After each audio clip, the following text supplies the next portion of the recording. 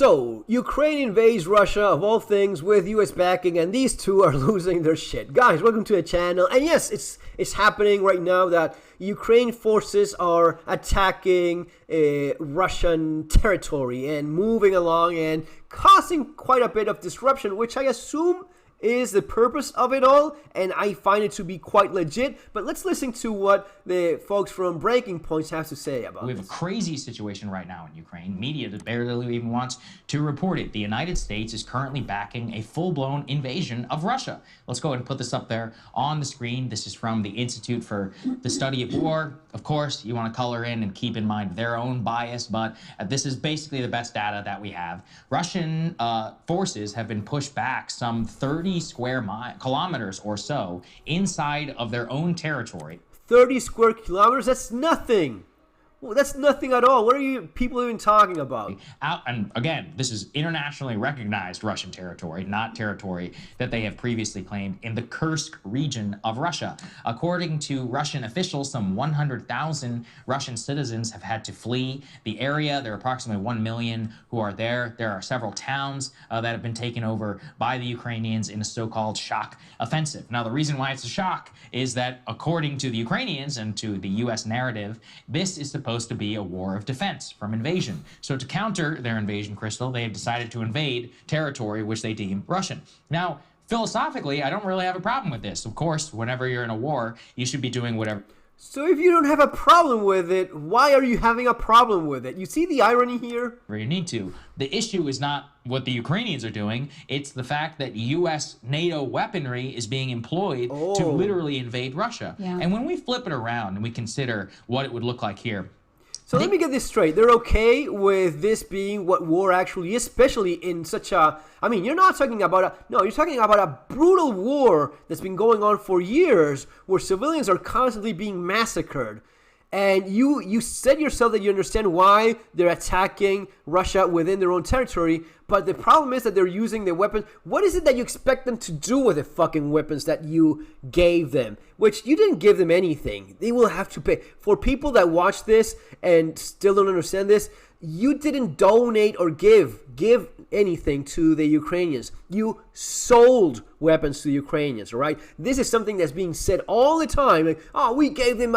No. You gave them something they will have to pay. So they're buying it, right? They're buying it with debt that they will have to pay eventually. And believe me, pay they will. They don't have much of an option. It's not as if it's a mighty force of a country that can say, fuck it, I'm not paying anything. I'm just defaulting. No one can do this. Believe me, I know this for a fact. And if you don't know what I mean, you want to get yourself surviving the economic collapse. And, of course, maybe Street Survival Skill as well. Those two books of mine will really help you get a lot better prepared. But specifically in terms of saying, fuck it, I'm not paying my debt, that's something that Argentina knows very well. And that's something that we know it can't be done. Why? Because eventually you have to come back and ask for money and ask to be included in the world. And it's going to be either the International Monetary Fund, the World Bank, whoever it is. You will be back in that table negotiating, and they will say, you have a debt here. You owe us money. Ukraine now owes the United States money. They're giving them the weapons, but they're paying for it eventually. It's not a gift, right? Some people, especially in the United States, especially with all of the politics, no, it is a great business, actually, because in most cases, those are weapons that the United States would actually throw into the fucking sea. And if you don't believe me, YouTube that. Look it up in Google, and you will see the videos of, carriers just dumping tanks, one tank after the other, into the ocean because they are replacing that with new weapons from new contracts because that's the business. So instead of dumping it into the ocean, you just carry it all over to Ukraine and you drop it somewhere, and those guys will actually have to pay millions and millions of dollars for it instead of throwing it to the sea. And they will be thankful for it because they desperately need those weapons. But let's not pretend that anyone is giving any gift to anyone here. It's all just money and business, okay?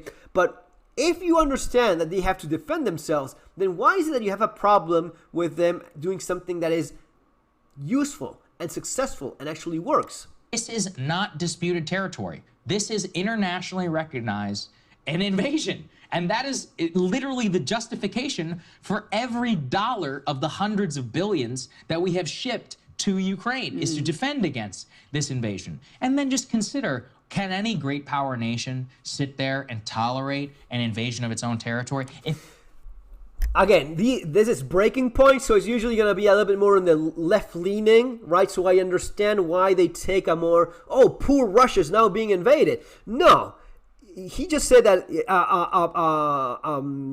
global power sitting there while it's getting invaded. It is not the case. This isn't Russia sitting there and Ukraine invading them. It's Russia blowing up the entire country. It's Russia invading Ukraine and doing the most brutal acts of war and crimes that you could possibly think of for years now.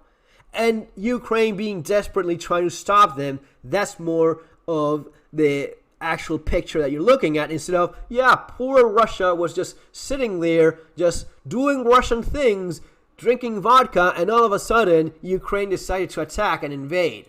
If Mexico invaded, even up until the city of Laredo or El Paso, would we tolerate that? No. We would bomb them back to the Stone Age. Yeah. So you see the lefty-leaning breaking points guy here. Dude, let me explain this. If Mexico invades the United States out of nothing, yeah, you would probably bomb the living crap out of them. In fact, you're actively being invaded by Mexico right now. You have millions of Mexicans already living in your country, exploiting your resources, being a burden on your society, and yet you don't do much at all. But let's go back to if a bunch of Mexican tanks cross the border, will we? Yes, you will probably bomb the living crap out of it. But that's not what happened in Ukraine. What happened in Ukraine was that Russia has been invading and attacking and conquering and slaughtering and committing all sorts of atrocities in Ukraine for an extended period of time, and Ukrainians are looking, how can we hurt them? And when you do something like this, because the idea, it is kind of childish. I guess it's because of their own agenda. I guess also it's because they don't understand how violence works. And if you're watching this channel, I hope you do and don't make these mistakes. But it's not just about, you're not supposed to cross this line. No, if you're being invaded all across your territory, look at what Russia invaded from Ukraine. Look at what Ukraine did to Russia. This is just operations on your own territory. That's all it is. Ukraine has no ambition of conquering Russia. We all understand this. This is just a way in which you stop the threat. If you're looking at it from the perspective of violence and self-defense, if someone breaks into your house and starts shooting at you, you don't just raise a shield so as to stop the attack. No, you neutralize the threat. You do something that is going to stop that guy for good. It's not just about, I'm just defending myself, right? That's what this guy is talking about. He's fucking stupid. Doesn't make no sense. That's not how violence works. The way it works is, I do as much damage as I can to you. In the context of this war, a brutal war of invasion from Russia into Ukraine is, let's see how we can damage them. Let's see how I can make sure I put enough hurt on them that they have to send resources elsewhere. So they're attacking us here, and all of this is vulnerable, and you're saying that I can send a tenth of the forces that I need to defend myself here, and force some of these resources on the other hand? It's a no-brainer. They should have done this. They should have done this a long time ago. And the only reason why they didn't was probably because U.S. was just, as always, crippling their action and making sure they would be more vulnerable. Because, let's be honest, the United States, NATO has no desire to see this war end. They have no desire whatsoever of stopping this war. If the United States had wanted to stop this war even from the moment before it started, they could have done that. The moment in which the first shot was fired, a certain and firm warning from the United States would have been enough to stop Putin in his track. Wasn't there.